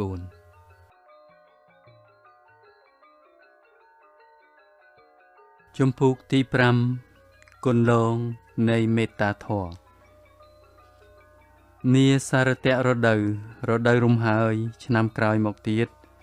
នៅរាជធានីកបិលពស្តុមានប្រារព្ធពិធីរាជាភិសេករវាងព្រះអង្គម្ចាស់សិទ្ធិនិងព្រះនាងកញ្ញាយសោធរាយ៉ាងមហោឡារិកជាទីបំផុត ព្រះបាទសទ្ធោទនៈបានរៀបចំរាជាភិសេកអាពាហ៍ពិពាហ៍ព្រះឱរសនៅក្នុងព្រះជន្ម16ឆ្នាំជាមួយនឹងព្រះនាងកញ្ញាពំពាយសោធរីដែលត្រូវជាបុត្រីនៃព្រះបាទសុបពុទ្ធនិងព្រះនាងបមិតានៅឯនគរទេវទហៈនាថ្ងៃសៅរ៍ពេញបូរមីខែអាសាឍឆ្នាំឆ្លូវព្រះបាទសទ្ធោទនៈបានចាត់ឲ្យគេសាងប្រាសាទ3ថ្វាយដល់រាជបុត្រាបុត្រីទាំងពីរដើម្បីក្រសាលប្រាសាទមួយសំតាមរដូវមួយប្រាសាទទី1ឈ្មោះចន្ទៈប្រាសាទមាន9ជាន់សម្រាប់គង់នៅក្នុងហេមន្តរដូវរងាសង់នៅជាប់នឹងជើងភ្នំព្រះសុមេរុប្រាសាទទី2ឈ្មោះកោតនៈប្រាសាទមាន5ជាន់សម្រាប់គង់នៅក្នុងគិមហន្តរដូវក្តៅនិងប្រាសាទទី3ឈ្មោះកោញ្ជៈប្រាសាទមាន3ជាន់សម្រាប់គង់នៅក្នុងវស្សានរដូវភ្លៀងប្រាសាទទី2និងទី3សង់នៅក្នុងរាជធានីប្រាសាទនីមួយសុទ្ធតែមានជីកស្រះទឹកនៅជិតនោះផងព្រះបាទសទ្ធោទនៈបានត្រាស់បញ្ជាឲ្យគេជ្រើសរើសសុទ្ធតែតន្ត្រីករជើងឯកនិងអ្នកចម្រៀងរបាំដ៏ល្បីឲ្យមកប្រគំនិងសម្ដែងថ្វាយដល់បុត្រាបុត្រីដើម្បីបានសប្បាយរីករាយក្នុងព្រះហឫទ័យគូស្វាមីភរិយាថ្មីទាំងពីរពុំដែលសពប្រតិនៅក្នុងជីវិតជាអ្នកមានទ្រព្យសម្បត្តិច្រើននិងក្នុងឋានៈខ្ពង់ខ្ពស់ឡើយសេចក្តីសប្បាយទាំងពីរព្រះអង្គគឺប្រាថ្នាស្វែងរកចម្លើយពិតដែលតាក់ទងទៅនឹងការស្វែងរកខាងផ្លូវអារម្មណ៍និងការកែច្នៃនៅរចនាសម្ព័ន្ធជីវភាពសង្គមរបស់មនុស្សលោកនារដូវប្រាំងក្រោយមកព្រះអង្គម្ចាស់សិទ្ធត្ថនិងព្រះជាយាយសោធរាត្រូវបាននាយសារថីឆាន់ជូនព្រះរាជដំណើរដោយយានអញ្ជនេយ៍ដើម្បីធ្វើទស្សនកិច្ចតាមទីកន្លែងនានាក្នុងព្រះនគរភាគច្រើនជាកន្លែងដែលព្រះនាងយសោធរាពុំធ្លាប់ដែលស្គាល់ទាំងពីរព្រះអង្គទ្រង់ស្នាក់នៅអស់កាលច្រើនថ្ងៃច្រើនយប់ក្នុងសំណាក់ផ្ទះអ្នកស្រុកសោយម្ហូបអាហារធម្មតានិងផ្ទុំនៅលើអង្រឹងត្បាញអំពីខ្សែថ្មីស្ដេចទាំងពីរអង្គបានយល់យ៉ាងច្បាស់អំពីជីវភាពរស់នៅនិងទំនៀមទម្លាប់របស់ពួកអ្នកស្រុកតាមទីកន្លែងនីមួយដែលទាំងពីរព្រះអង្គបានធ្វើទស្សនកិច្ចរួចមកហើយមានរឿងចម្លែកជាច្រើនដែលព្រះអង្គម្ចាស់សិទ្ធត្ថនិងព្រះជាយាបានជួបប្រទះដូចជាបានជួបជាមួយនឹងក្រុមគ្រួសារដែលមានកូនយ៉ាងតិចពី9ទៅ10នាក់ក្នុងបន្ទុកហើយកូនក្មេងម្នាក់សុទ្ធតែមានជំងឺរ៉ាំរ៉ៃនិងខ្វះម្ហូបអាហារឪពុកម្ដាយសូម្បីតែខំធ្វើការធ្ងន់ទាំងយប់ទាំងថ្ងៃយ៉ាងណាក៏ពុំអាចរកប្រាក់កាសគ្រប់គ្រាន់មកចិញ្ចឹមកូនដ៏ច្រើនសន្ធឹកនោះបានដែរសេចក្តីលំបាកវេទនានៅតែបន្តមួយជំនាន់ហើយមួយជំនាន់ទៀតសម្រាប់ជីវិតកសិករក្រីក្រព្រះអង្គម្ចាស់សិទ្ធត្ថទ្រង់សម្លឹងមិនដាក់ព្រះនេត្រទៅកាន់កុមារទាំងឡាយដែលមានអវយវៈស្គមកំប្រឹងដូចជាជើងធូបនិងក្បាលពោះកំប៉ោងដោយជំងឺព្រូនព្រមទាំងជំងឺខ្វះជីវជាតិផ្សេងទៀតផងព្រះអង្គម្ចាស់ក៏ទ្រង់បានទតឃើញមនុស្សពិការដើរសុំទានគេតាមដងផ្លូវនិងមនុស្សមានជំងឺប្រចាំកាយជាច្រើនបន្ថែមទៅលើភាពក្រីក្រនិងជំងឺដំកាត់មនុស្សទាំងនោះមានការគៀបសង្កត់ខាងផ្លូវចិត្តយ៉ាងខ្លាំងពីសំណាក់ពួកព្រាហ្មណ៍ដោយគ្មានអ្នកណាម្នាក់ហ៊ានចេញមុខតវ៉ាប្រឆាំងឡើយព្រះអង្គម្ចាស់សិទ្ធត្ថបានដឹងយ៉ាងច្បាស់ណាស់ថាសូម្បីតែព្រះរាជាក៏ពុំអាចមានសិទ្ធិឬអំណាចទៅផ្លាស់ប្ដូរស្ថានភាពនេះបានឡើយព្រះអង្គក៏បានដឹងនៅរឿងផ្ទៃក្នុងនៃព្រះរាជវាំងជាយូរយារណាស់មកហើយដែរអ្នករាជការម្នាក់សុទ្ធតែមានបំណងការពារនិងពង្រឹងអំណាចផ្ទាល់ខ្លួនឥតគិតដល់ការឈឺចាប់និងសេចក្តីត្រូវការនៃអ្នកក្រខ្សត់ដទៃសោះឡើយព្រះអង្គបានដឹងយ៉ាងប្រកបថាសូម្បីតែអំណាចរបស់ព្រះបិតាព្រះអង្គក៏គ្មានការធានានិងគ្មានសណ្ដាប់ធ្នាប់ដែរពោលព្រះបិតារបស់ព្រះអង្គគឺជាស្ដេចដែលមិនប្រកាន់នៅសេរីភាពពិតប៉ុន្តែ គឺជាស្ដេចដែលជាប់ឃុំឃាំងនៅក្នុងមុខតំណែងផ្ទាល់របស់ព្រះអង្គព្រះវរបិតារបស់ព្រះអង្គក៏បានជ្រាបនៅការលោភលន់និងអំពើពុករលួយរបស់មន្ត្រីរាជការដ៏ច្រើនសន្ធឹកសន្ធាប់នោះដែរក៏ប៉ុន្តែព្រះអង្គត្រូវតែបង្ខំព្រះហឫទ័យផ្ដេកផ្ដួលទៅតាមបុគ្គលទាំងអស់នោះដើម្បីរក្សាស្ថិរភាពនៅក្នុងរាជសម្បត្តិរបស់ព្រះអង្គម្ចាស់សិទ្ធិទ្រង់ព្រះចិន្តាថាបើសិនជាអាត្មាអញទទួលតំណែងឡើងគ្រងរាជសម្បត្តិជំនួសព្រះវរបិតាវិញអាត្មាអញក៏ត្រូវតែធ្វើដូចជាព្រះអង្គដែរមានតែមនុស្សដែលច្បាំងឈ្នះនៅសេចក្តីលោភលន់និងសេចក្តីច្រណែននៅក្នុងខ្លួនឯងតែប៉ុណ្ណោះទេដែលអាចធ្វើឲ្យស្ថានភាពទាំងនោះផ្លាស់ប្ដូរបានកាលដែលព្រះអង្គម្ចាស់សិទ្ធិទ្រង់ព្រះតម្រិះយ៉ាងដូច្នេះហើយសេចក្តីពងប្រាថ្នារបស់ព្រះអង្គក្នុងការស្វែងរកដំណោះស្រាយខាងផ្លូវអារម្មណ៍ក៏ត្រូវបានលេចធ្លោឡើងព្រះអង្គទ្រង់ព្រះចិន្តាទៀតថាមនុស្សលោកកំពុងជាប់អន្ទាក់មិនចំពោះតែជំងឺនិងអំពើអយុត្តិធម៌នៅក្នុងសង្គមប៉ុណ្ណោះទេប៉ុន្តែមានសេចក្តីទុក្ខព្រួយនិងតណ្ហាដែលដក់ជាប់នៅក្នុងបេះដូងនិងខួរក្បាលរបស់គេរាល់គ្នាផងដែរព្រះអង្គម្ចាស់សិទ្ធិទ្រង់មានការពិសោធន៍ផ្ទាល់ព្រះអង្គនៅការមន្ទិលសង្ស័យការមិនបានសម្រេចព្រះបំណងនិងការឈឺចាប់ទាំងឡាយដែលព្រះអង្គបានទតឃើញនៅក្នុងព្រះបរមរាជវាំងនិងនៅក្នុងសង្គមមនុស្សទូទៅព្រះនាងយសោធរាក៏ជាស្ត្រីរហ័សរហួនមានប្រាជ្ញាវៃឆ្លាតចេះគិតគូរវែងឆ្ងាយមិនប្រកាន់ខ្លួនស្លូតបូតមិនពឹងផ្អែកទៅលើកម្លាំងអ្នកដទៃនិងចូលចិត្តធ្វើការទៅតាមសមត្ថភាពរបស់ព្រះនាងគឺជាអំណាចអធិត្តរញ្ញាណព្រះនាងបានយល់យ៉ាងច្បាស់នៅព្រះបំណងដ៏ខ្លាំងក្លារបស់ព្រះស្វាមីសូម្បីតែព្រះនាងបជាបតីកោតមីក៏ធ្លាប់មានព្រះបន្ទូលទៅកាន់បុត្រីយសោធរាថាបុត្រីស្ត្រីក៏មានបញ្ញានិងធម៌ពលដូចគ្នានឹងបុរសដែរ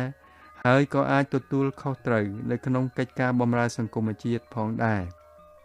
ប្រសិនបើស្ត្រីភេទមានសមត្ថភាពគ្រប់គ្រាន់អាចបង្កើតឲ្យមានភាពកក់ក្ដៅនិងសុភមង្គលនៅក្នុងសង្គមគ្រួសាររបស់ខ្លួនបានគ្មានរឿងអ្វីដែលថាស្ត្រីទាំងនោះនៅតែអង្គុយក្រវ៉ែលជើងក្រានឬក៏នៅតែសំកុកនៅក្នុងផ្ទះនោះឡើយកាលពីកុមារភាពព្រះអង្គម្ចាស់សិទ្ធិធ្លាប់បានសិក្សាអំពីជីវិតរបស់ព្រាហ្មណ៍ទាំង4ប្រការដែរប្រការទី1នៅក្នុងយុវវ័យពួកព្រាហ្មណ៍ត្រូវតែសិក្សានៅសាសនាវេទប្រការទី2នៅពេលរៀបការប្តីប្រពន្ធពួកព្រាហ្មណ៍ត្រូវតែរកទទួលទានចិញ្ចឹមគ្រួសារនិងធ្វើការបម្រើសង្គម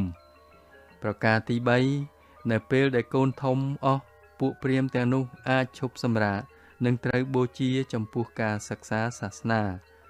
ប្រការទី4ដើម្បីរំដោះខ្លួនឲ្យផុតពីសេចក្តីប្រាថ្នានិងកាតព្វកិច្ចផ្សេងពួកព្រាហ្មណ៍ត្រូវតែរស់នៅក្នុងជីវិតជាអ្នកបួសព្រះអង្គម្ចាស់សិទ្ធិបានលើកយកការអប់រំទាំង4ប្រការរបស់ពួកព្រាហ្មណ៍នេះមកធ្វើការពិចារណាដោយសង្ខេបថាបើអាត្មាអញនៅរងចាំដល់ខ្លួនចាស់ហាក់ដូចជាយឺតពេលណាស់ទេដឹងសម្រាប់សិក្សានៅគន្លងធម៌ទាំងឡាយព្រះអង្គគ្មានបំណងនឹងរងចាំពេលវែងដូច្នោះឡើយទ្រង់ពិចារណាបន្ថែមថាហេតុអ្វីក៏មនុស្សមិនអាចរស់នៅបានគ្រប់វ័យទាំងអស់នៅក្នុងពេលតែមួយបើមនុស្សគោរពសាសនានៅពេលខ្លួនមានប្តីឬប្រពន្ធតើយ៉ាងដូចម្តេចដែរ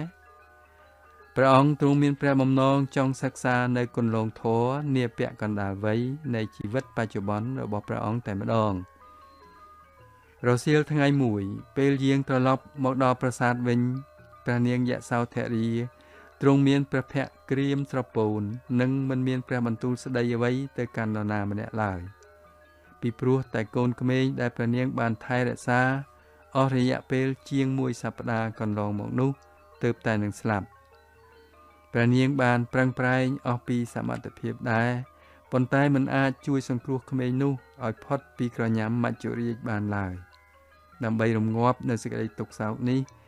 ព្រះនាងគង់សញ្ជឹងគិតដោយមានទឹកព្រះនេត្រហូររហាមចុះមកនៅលើផែនថ្ពាល់ទាំងសងខាងគ្រាដែលព្រះនាងជួបនឹងព្រះស្វាមីពេលដែលព្រះអង្គត្រឡប់មកពីប្រជុំនៅឯព្រះបរមរាជវាំងវិញព្រះនាងយសោធរាទប់ព្រះតីពុំបានក៏ទ្រង់ព្រះកន្សែងម្ដងទៀតព្រះអង្គម្ចាស់សិទ្ធិក៏ចាប់ត្រកងព្រះនាងនៅក្នុងព្រះហត្ថថាទាំងទ្វេរួចក៏ទ្រង់អង្វរលួងលោមថាពំពាអូនថ្ងៃស្អែកបងនឹងយាងទៅកាន់កន្លែងបូជាសពកុមារនោះជាមួយនឹងអូនដែរសូមម្ចាស់អូនទ្រង់ព្រះកន្សែងឲ្យអស់ពីចិត្តនៅក្នុងពេលឥឡូវនេះទៅចុះទើបសេចក្តីឈឺចាប់អាចចុះអន់ថយពីក្នុងឱរារបស់ប្អូនពំពាអូនការកើតចាស់ឈឺនិងស្លាប់គឺជារឿងពិតដែលមនុស្សយើងម្នាក់មានប្រចាំជីវិតអ្វីដែលកើតមានដល់កុមារតូចនោះវានឹងកើតមានចំពោះយើងរាល់គ្នានៅពេលណាមួយពុំខានដែរ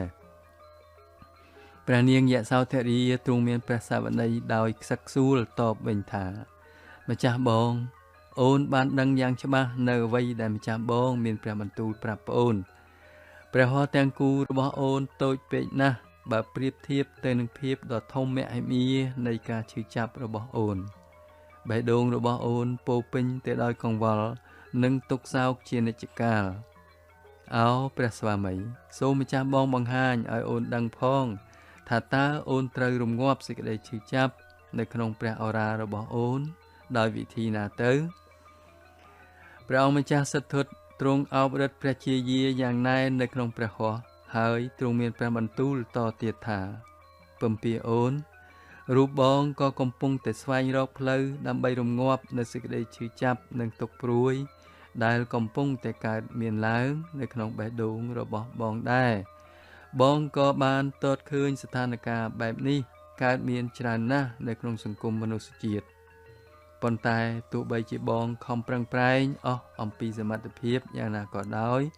ក៏បងពុំទាន់ឃើញនៅមធ្យោបាយឆ្ពោះទៅរកការរំដោះខ្លួនឲ្យមានសេរីភាពបានឡើយបងបានពិចារណាក្នុងចិត្តថាថ្ងៃណាមួយបងនឹងរកឃើញនៅគន្លងធម៌ដ៏ឧត្តមគឺការត្រាស់ដឹងសម្រាប់ជួយដល់យើងរាល់គ្នា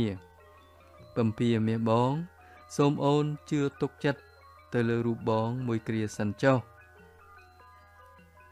ស្អែកឡើងពេលដែលព្រះអង្គម្ចាស់សិទ្ធិនិងព្រះជាយាយាងទៅដល់ផ្ទះកុមារដែលទើបនឹងស្លាប់នោះសាកសពក្មេងនោះកំពុងតែដេកសន្ធឹងស្ដោកស្ដឹងនៅលើគ្រែនៅឡើយសញ្ញានៃជីវិតរលត់បាត់សូន្យឈឹងទៅហើយស្បែកកុមារនោះមានពណ៌ស្លេកស្លាំងនិងស្អិតរមួតដងខ្លួនមើលទៅគ្មានឃើញអ្វីក្រៅពីស្បែកដណ្ដប់ឆ្អឹងឡើយមាតានៃកុមារកំពុងលុតជង្គង់នៅជិតគ្រែនិងជូតទឹកភ្នែកដែលហូរចុះមិនចេះចប់នោះមួយស្របក់ក្រោយមកទៅពួកព្រាហ្មណ៍មកដល់រួចក៏ចាប់ផ្ដើមរៀបចំធ្វើពិធីបុណ្យបូជាសពដល់កុមារនោះទៅគ្រាមួយនោះព្រះនាងយសោធរាបានទូលសួរព្រះស្វាមីថាព្រះស្វាមីអូនមានបំណងចង់ទូលសួរម្ចាស់បងថាបើម្ចាស់បងមានបុត្រជាមួយនឹងប្អូនតើម្ចាស់បងចង់បានបុត្ររបស់យើងនោះជាបុត្រាឬក៏ជាបុត្រីព្រះអង្គម្ចាស់សិទ្ធិទ្រង់ភ្ញាក់ស្រឡាំងកាំងទ្រង់ផ្ដោតព្រះនេត្រដោយយកចិត្តទុកដាក់ឆ្ពោះទៅព្រះនេត្រព្រះជាយាហើយទ្រង់មានព្រះបន្ទូលថាពំពាអូនតើម្ចាស់អូនចង់មានព្រះសាវនីថាយ៉ាងដូចម្តេចដែរម្ចាស់អូនចង់មានន័យថាម្ចាស់អូនទ្រង់ព្រះគរមានដែរឬទេព្រះនាងពំពាយសោធរាងក់ព្រះសិរៈរួចទ្រង់យកព្រះហស្ថចង្អុលចំត្រង់ព្រះឧត្តរនិងមានព្រះសវន័យថាព្រះពរម្ចាស់បងអូនមានសេចក្តីរីករាយឥតឧបមាកាលដែលបានពរផ្ទៃដែលជាផលនៃសេចក្តីស្នេហារវាងយើងទាំងពីរអូនប្រាថ្នាចង់បានបុត្រនៅក្នុងព្រះគរនេះជាបុត្រាណាម្ចាស់បងហើយដែលមានសភាពដូចគ្នាបេះបិទនឹងម្ចាស់បងទាំងបញ្ញានិងទាំងគុណធម៌ព្រះអង្គម្ចាស់សិទ្ធិទ្រង់លើកព្រះហស្ថបីត្រកងព្រះមហេសីយ៉ាងថ្នមមុននឹងមានព្រះបន្ទូលថាពំពាអូន សូមអូនរហ័សយកដំណឹងនេះទៅគាល់ព្រះមេដារបស់យើងដើម្បីព្រះអង្គទ្រង់ជ្រាបផងព្រះមេដាទាំងពីរព្រះអង្គនិងសពព្រះហឫទ័យព្រមទាំងជួយផ្ដល់ដំបូន្មានដ៏ប្រសើរដល់រូបអូនក្នុងការថែរក្សាព្រះគភ៌នេះពុំខានឡើយចប់ជំពូកទី5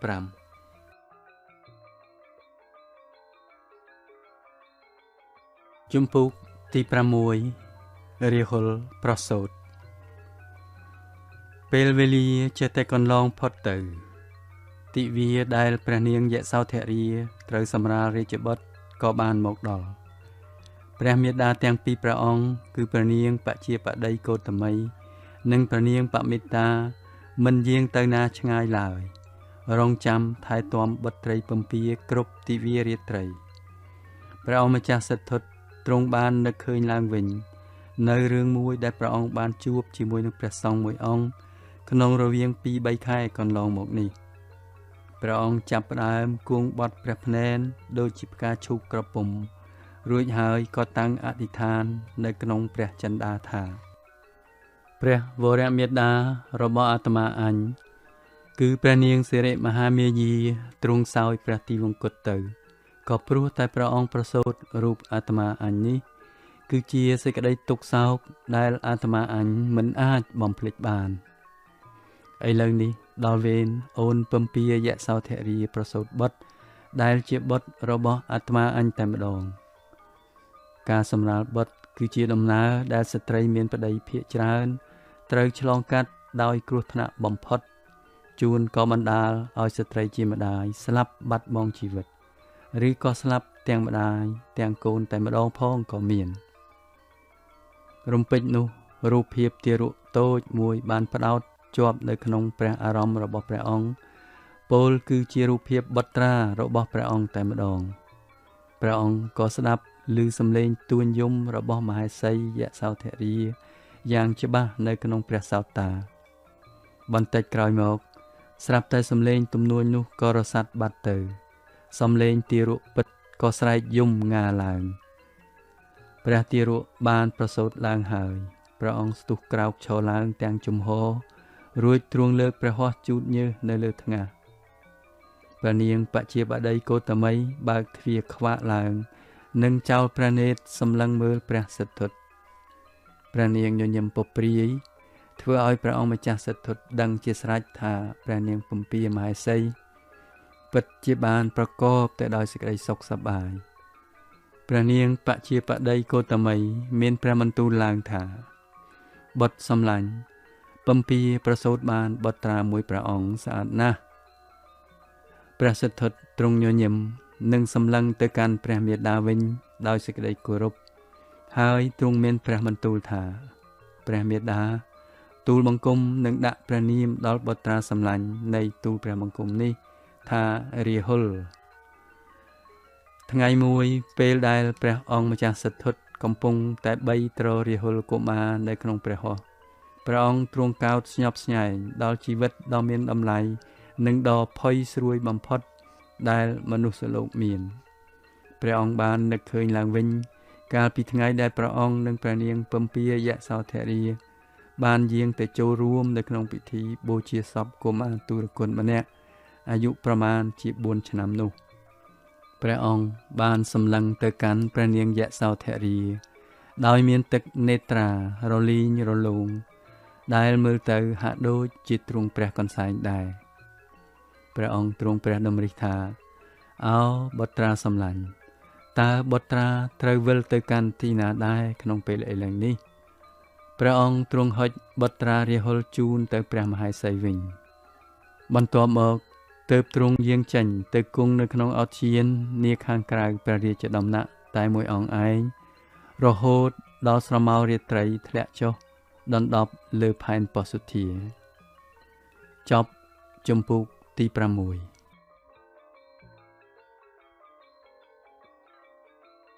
ជំពូកទី7សេះកន្ធកៈ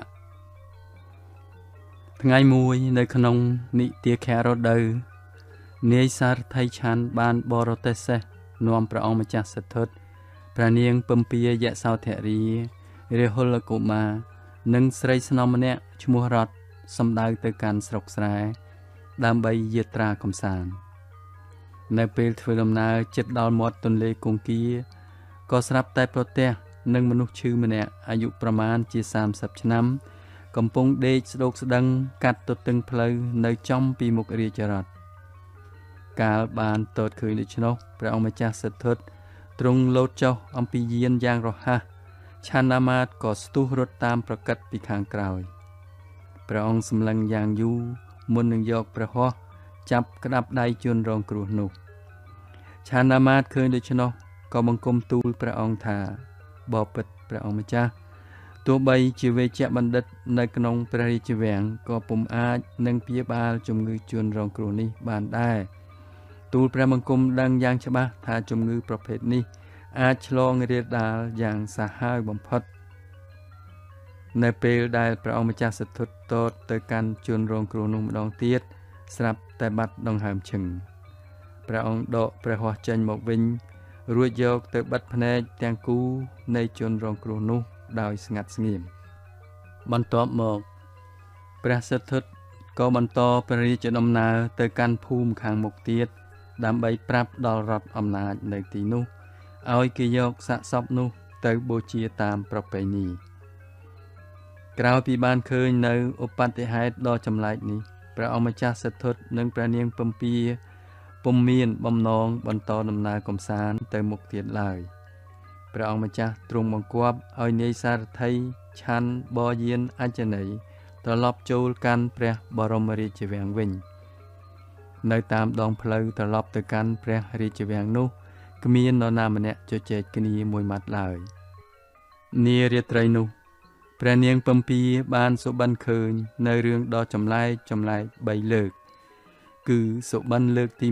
1ព្រះនាងតតឃើញគោឱសភរាជសម្បុរសក្បោះមួយពាក់គ្រឿងអលង្ការពីលើក្បាលចាំងពន្លឺភ្លឺពណ៌រាយដូចជាពន្លឺផ្កាយទិសឧត្តរគោឧសភរាជដើរយ៉ាងលំហែកាត់តាមរាជធានីកបលពស្តុក្បាលឆ្ពោះទៅកាន់ក្លោងទ្វារក្រុងសូរសំឡេងស្រែកកងរំពងពីរានព្រះឥន្ទថាបើអ្នកមិនអាចរក្សាគោឧសភរាជនេះបានទេរាជធានីទាំងមូលច្បាស់ជាគ្មានពន្លឺរស្មីឡើយមនុស្សម្នាក់នៅក្នុងរាជធានីនាំគ្នារត់ប្រដេញតាមពីក្រោយគោឧសភរាជនោះប៉ុន្តែគ្មាននរណាម្នាក់អាចស្ទាក់ចាប់គោឱសភរាជនោះបានឡើយគោឱសភរាជដើរចេញទៅតាមខ្លោងទ្វាររាជធានីធ្វើប្រងើយរហូតដល់មើលលែងឃើញសុបិនលើកទី2ព្រះនាងពំពាយសោធរាទតឃើញសកទេវរាជ4អង្គនៅលើកំពូលភ្នំព្រះសុមេបញ្ចេញរស្មីភ្លឺភ្លេកមកលើរាជធានីកបលពស្តុក្នុងគ្រានោះទង់ដែលដោតនៅលើរានព្រះឥន្ទត្រូវខ្យល់បោកបក់យ៉ាងខ្លាំងហើយក៏ដួលធ្លាក់ចុះមកលើដីមានផ្កាគ្រប់ពណ៌ធ្លាក់ចុះពីលើមេឃរោយរាយដូចទឹកភ្លៀងនិងមានទេពអប្សរច្រៀងលាន់សូរកងរំពងពេញទាំងរាជធានីសុបិនលើកទី3ព្រះនាងពំពាយសោធរាបានស្ដាប់ឮសម្រែកយ៉ាងខ្លាំងដែលធ្វើឲ្យរង្គើទៅដល់ឋានសួគ៌ថាដល់ពេលហើយដោយមានការភ័យតក់ស្លុតខ្លាំងពេកព្រះនាងពំពាក៏ទតឆ្ពោះទៅកាន់កៅអីដែលព្រះសិទ្ធត្ថធ្លាប់គង់ដើម្បីចង់ដឹងថាតើព្រះស្វាមីយាងទៅទីណាផ្កាម្លិះដែលព្រះនាងខ្ទាស់ជាប់ទៅលើព្រះសិរសាក៏របូតធ្លាក់ចុះទៅលើកម្រាលព្រំហើយក៏คล้ายទៅជាលំអងធូលីព្រះពស្ត្រនិងគ្រឿងសម្អាងកាយដែលព្រះអង្គម្ចាស់សិទ្ធត្ថទុកចោលនៅលើកៅអីនោះក៏ប្រែคล้ายទៅជាសត្វពស់ហើយលូនចេញទៅតាមមាត់ទ្វារបាត់ទៅព្រះនាងពំពាយសោធរាមានការភ័យតក់ស្លុតយ៉ាងខ្លាំងក្នុងគ្រាដដែលនោះព្រះនាងក៏បានឮសំឡេងតដោកគោឱសភរាជអំពីចម្ងាយឯនាយខ្លោងទ្វាររាជធានីព្រះនាងក៏បានឮសំឡេងទង់បក់ភ្លឹបនៅលើរានព្រះឥន្ទនិងបានឮសំឡេងស្រែកពីឋានសួគ៌មកថាពេលវេលាមកដល់ហើយរំពេចនោះព្រះនាងពំពាក៏ទ្រង់ភ្ញាក់ក្រញាងឡើង ថ្ងាសរបស់ព្រះនាងទៅទឹកជោគសុទ្ធតែញើសព្រះនាងបាយព្រះភ័ក្រឆ្ពោះទៅរកព្រះស្វាមីហើយក៏ចាប់អង្រួនព្រះអង្គឲ្យតើនឡើងតាមពិតព្រះអង្គម្ចាស់សទ្ធុទ្រង់តើនរួចជាស្រេចទៅហើយព្រះអង្គទ្រង់លើកព្រះហស្ថអង្អែលព្រះសិរសាមហេសីនិងទ្រង់មានព្រះបន្ទូលលួងលោមថាអូនពំពាសម្លាញ់តើអូនសូបិនឃើញដូចម្ដេចដែរព្រះនាងពំពាក៏បង្គំទូលរៀបរាប់សារឡើងវិញនៅរឿងសូបិននិមិត្តទាំង3លើកនេះថ្វាយព្រះស្វាមីទ្រង់ព្រះសណ្ដាប់ជាទីបញ្ចប់ព្រះនាងបានសួរបញ្ជាក់ព្រះស្វាមីថាម្ចាស់បងតើសូបិនដ៏ចម្លែកនេះពិតជាប្រភ្នូលថាម្ចាស់បងនឹងត្រូវយាងចាកចេញចោលពីរូបអូននៅក្នុងពេលឆាប់ៗនេះដើម្បីស្វែងរកនៅគន្លងធម៌ដ៏ឧត្តមនោះមែនទេព្រះសិទ្ធត្ថគង់នៅស្ងៀមមួយសន្ទុះទើបទ្រង់អង្វរលួងលោមមហេសីថាពំពាអូនសូមអូនកុំព្រួយបារម្ភអីអូនជាស្ត្រីដែលចេះយល់ជំរៅកិច្ចការអូនពិតជាដៃគូរបស់បងជាអ្នកដែលអាចជួយបងបាននៅក្នុងបេសកកម្មស្វែងរកពន្លឺត្រាស់ដឹងដ៏ឧត្តមអូនពិតជាយល់ចិត្តបងជាងអ្នកណាទាំងអស់បើសិនជាអនាគតដ៏ខ្លីខាងមុខនេះបងនឹងត្រូវចាកចោលអំពីអូនឬនឹងធ្វើដំណើរឃ្លាតឆ្ងាយអំពីរូបអូនបងដឹងជាប្រកាសថាអូនមានសេចក្តីក្លាហានក្នុងការបន្តកិច្ចការរបស់អូនទៅមុខទៀតពុំខានឡើយពំពាអូននឹងថែធួនព្រមទាំងបីបាច់រក្សាដល់បុត្រារាហុលរបស់យើងបានយ៉ាងប្រពៃបើដូច្នេះបងនឹងយាងចេញទៅបងនឹងត្រូវឃ្លាតឆ្ងាយពីរូបអូនយ៉ាងពិតប្រាកដពំពាអូនសេចក្តីស្រឡាញ់របស់បងចំពោះរូបអូនស្ថិតនៅដដែលឥតមានការផ្លាស់ប្ដូរអ្វីបន្តិចបន្តួចឡើយបងមិនអាចឈប់ស្រឡាញ់អូនបានទេ